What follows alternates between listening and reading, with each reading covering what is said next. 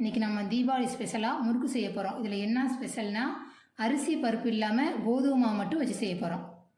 முறுக்குக்கு தேவையான பொருட்கள்னு பார்த்தா 1 கப்பு கோதுமை மாவு, அதுக்கு தேவையான அளவு சில்லி பவுடரும் சால்ட்டு மட்டும் போட போகிறோம்.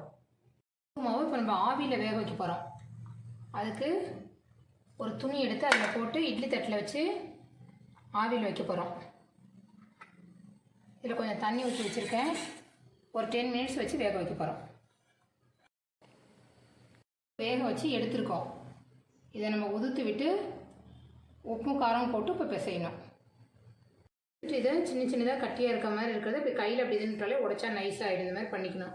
பிசையறதுக்கு முன்னையே பண்ணிட்டோம். இதில் இந்த சால்ட்டையும் சில்லியும் போட்டு நல்லா மிக்ஸ் பண்ணிவிட்டு தண்ணி விட்டு பிசைய போகிறோம். இப்போ முறுக்கு மாவு பதத்துக்கு இப்போ மாவு நம்ம கலந்து இந்த மாதிரி வந்துருச்சு. இதை குழாயில் வச்சு இப்போ முறுக்கு புளிய போகிறோம். நம்ம ஃபஸ்ட்டு நம்ம புளிஞ்சே வச்சுக்கிறோம்.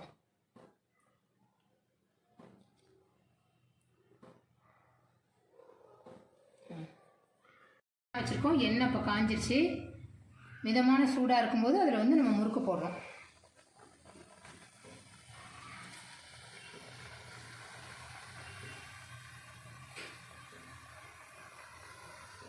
வெந்துருச்சு. இப்போ எடுத்துடுறோம்.